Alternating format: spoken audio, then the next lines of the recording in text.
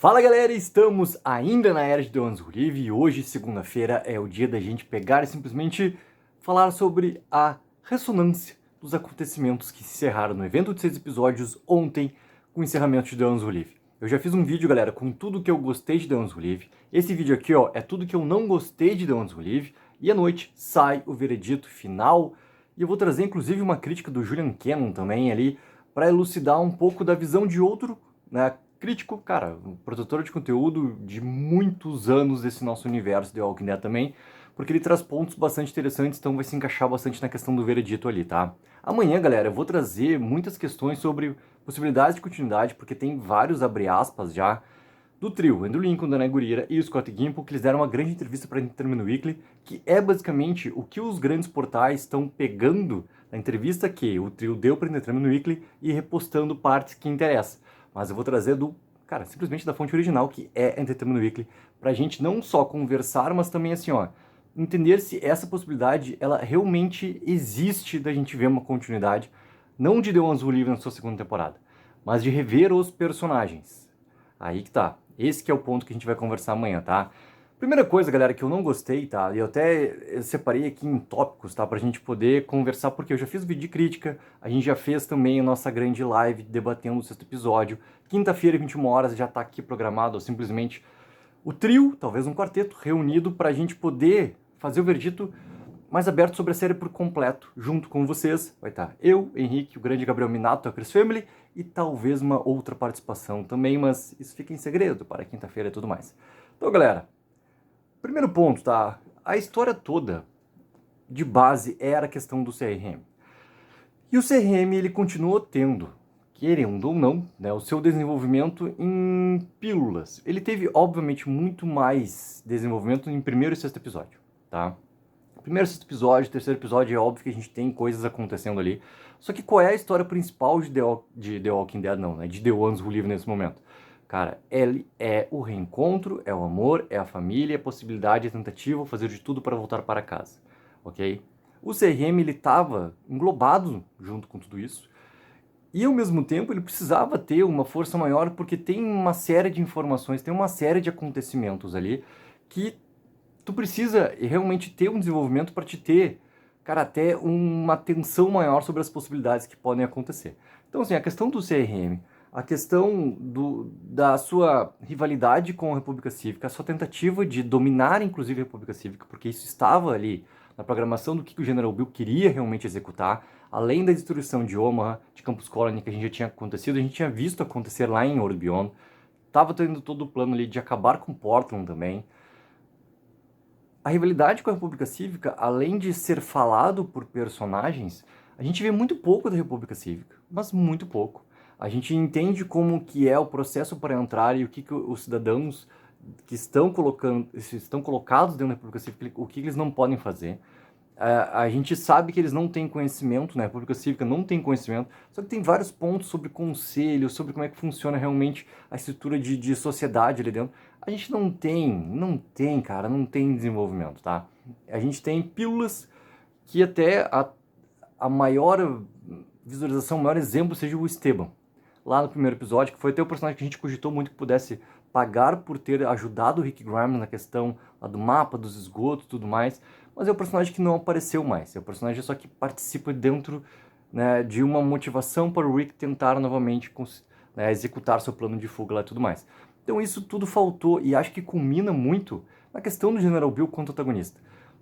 Por que eu mencionei que eu vou trazer no veredito lá a crítica do Julian Cannon? Porque ele tem uma ideia muito próxima da minha sobre o General Bill. Até ontem, tá, o Henrique, no nosso grande debate, o Henrique já pensa um pouco diferente, e isso que é massa, entendeu? Por isso que a gente faz o debate. Por isso que a gente traz esses argumentos de cada um da sua ideia, porque a gente tá querendo ou não falando uma coisa que é muito específica, que todo mundo tem e que a gente tem que sempre respeitar, que é a questão do gosto, cara. De como tá visualizando aquela história, de como considera que poderia ser ampliado, ou poderia ser diferente, contado de uma outra maneira. Isso tudo faz parte da gente sempre debater.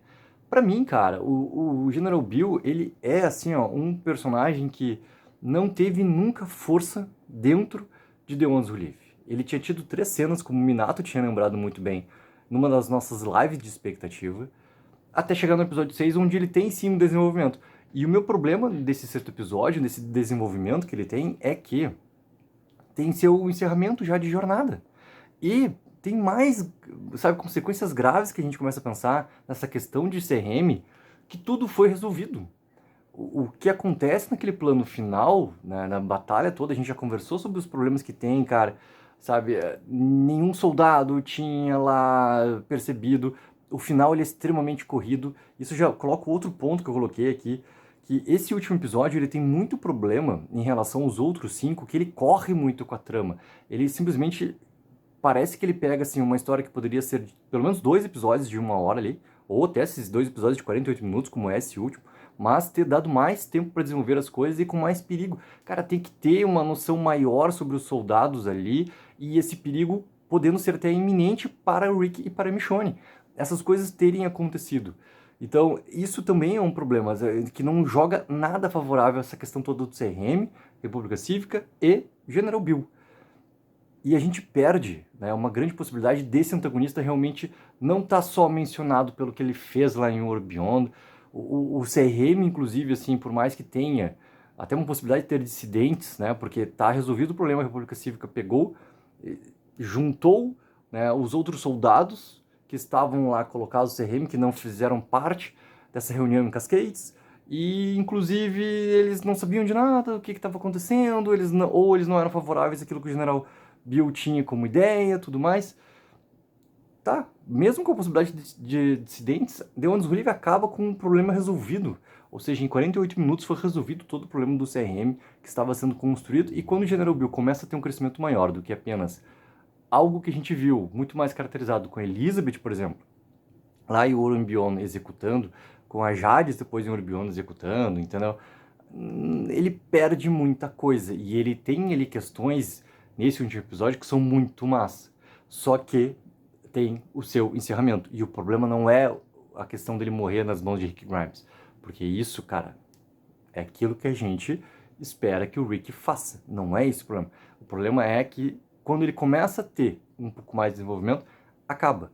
Então, se tu tem uma potência como o CRM dentro dessa história, cara, tu tem que saber utilizar melhor do que foi utilizado, porque tu não consegue fazer como se fosse um balanço perfeito entre toda a história que é o foco de The Ones Who Live, que é Rick e Michonne, o reencontro, a família, o amor, o acreditar um pouco mais, o reencontro, o volta para casa. Tu tem que saber conseguir fazer esse balanço melhor, porque isso, cara, é algo que eu não gostei, principalmente nessa parte final de The Ones Who Live, quando o problema ele é encerrado. Tudo que tem de possibilidade, por isso que o vídeo de amanhã é importante, tá? Por causa do abre aspas também, tudo que tem de possibilidade, cara, tá muito amplo na questão da teoria. Extremamente amplo. A questão está resolvida. É basicamente isso, tá? A questão ela está resolvida quanto CRM neste momento. O que for feito para frente, cara, não é algo planejado. É algo que vai ter que ser criado para as possibilidades futuras e tudo mais. Inclusive todo o plano do Economic Briefing, a questão dos 14 anos, cara, tá tudo completamente aberto. É muito mais nós criando essas teorias do que realmente algo planejado para acontecer já com esses acontecimentos aqui de 6 episódios de The Ones Who Live. Eu já falei ali em relação, né, ao último episódio, a questão narrativa está muito corrida em relação aos outros. E até algo que eu mencionei na crítica. Cara, eu não tinha isso realmente como um medo, tá? Que fosse acontecer, porque não era como The Ones Who Live estava executando essa trama até aquele momento. E é exatamente o que eles fazem no último episódio. As coisas estão muito corridas. Então, o problema todo ele é resolvido de uma maneira pulando várias etapas, e principalmente quando tu pula essas etapas, tu pula muita tensão. E daí tu começa a achar problemas em determinadas situações ali do que está acontecendo. Porque tu tem apenas 48 minutos para contar toda uma história, só que na real, essa história que tu tá contando, cara, é um grande clímax de muitos elementos que tu não tem desenvolvido.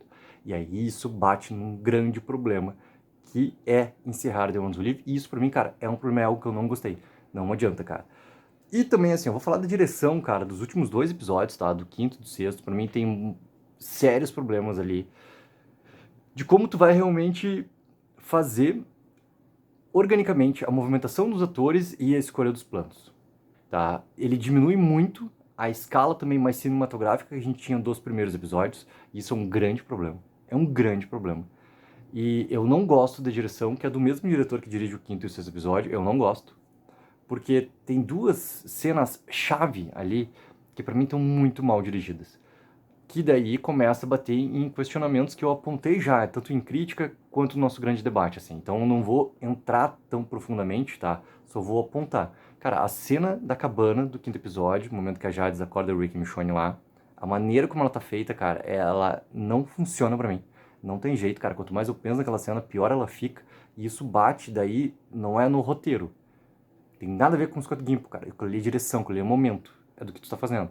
E depois desse episódio, cara, a maneira como tá acontecendo aquela... O combate final ali, onde tá Thor com o Michonne, o Rick e um bando de zumbi, não sei o quê. Cara, faltam detalhes que realmente iam criar uma tensão maior e, ao mesmo tempo, evitar que tivesse um questionamento assim do, cara, como é que o Rick sobreviveu?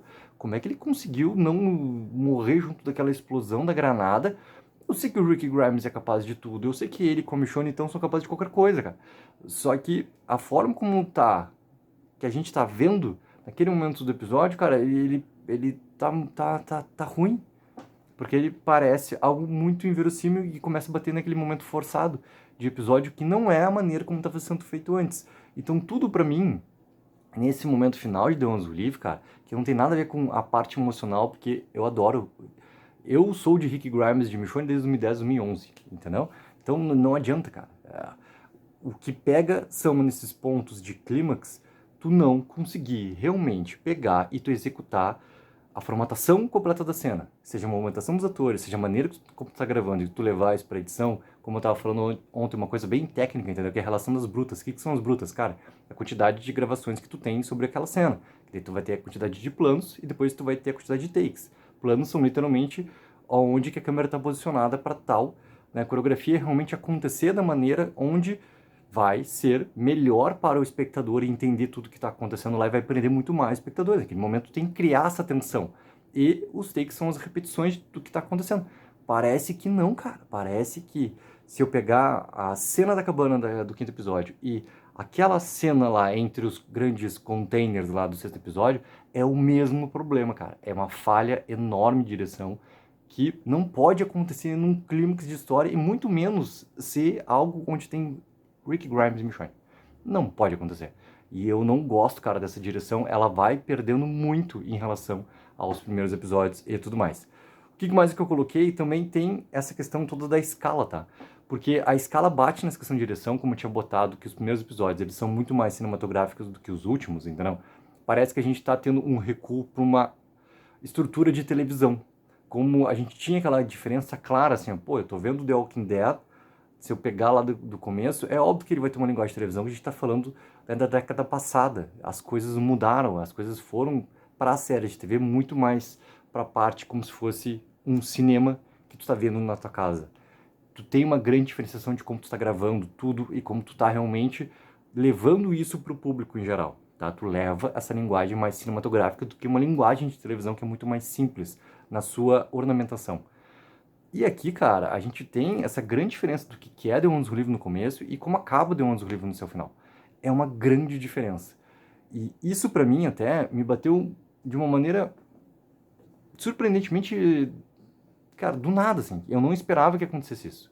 Não esperava. Porque, por exemplo, assim, entre Dead City e Daryl Dixon, cara, Daryl Dixon já tem uma grande diferença.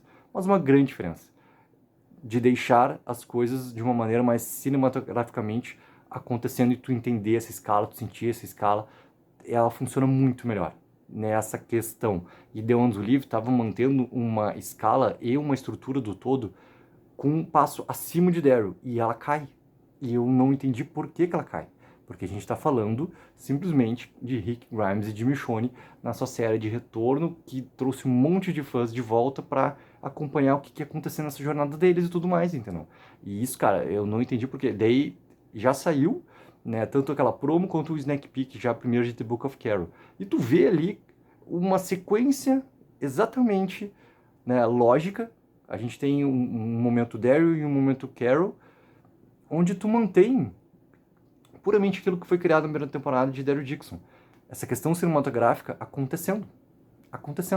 É a mesma linguagem, sem tu perder, né, esses elementos básicos ali do que tu quer criar. Porque a gente não tá vendo mais The Walking Dead, a gente tá vendo outra coisa, a gente tá vendo spin-offs, ou seja, tu tem que aumentar realmente esse patamar.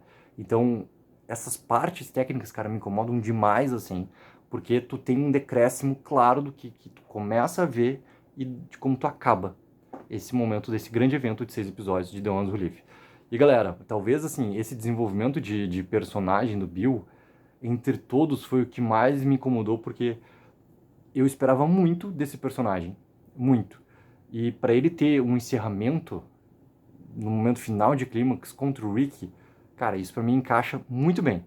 O problema é que tu não tem antes partes dele realmente mostrando o quão ele pode ser, eu não vou falar um palavrão, mas assim, ó, extremamente ruim. Eu vou tentar simplificar o meu palavrão com extremamente ruim, para mostrar realmente essa vilania e ele ser realmente esse grande antagonista ali. Porque agora o que vem pela frente, cara, vai ser outras coisas, são outros elementos, outro tipo de história. E isso tudo a gente vai conversar também amanhã, quando a gente começar a falar sobre esse futuro todo, trazendo também o abre aspas da galera. Certo, galera? Então aqui estão os principais pontos, cara, que eu não gostei de The Ones Who Live. Lembrando que daqui a pouco tem veredito, já tem um vídeo também aqui com tudo que eu gostei. Lembrando que quinta-feira tem o nosso vídeo veredito, trio reunido, eu, o Henrique e o grande Gabriel Minato do Hackers Family, talvez com uma participação especial. Confiram aí na quinta-feira. Take 04, viva o sonho aqui.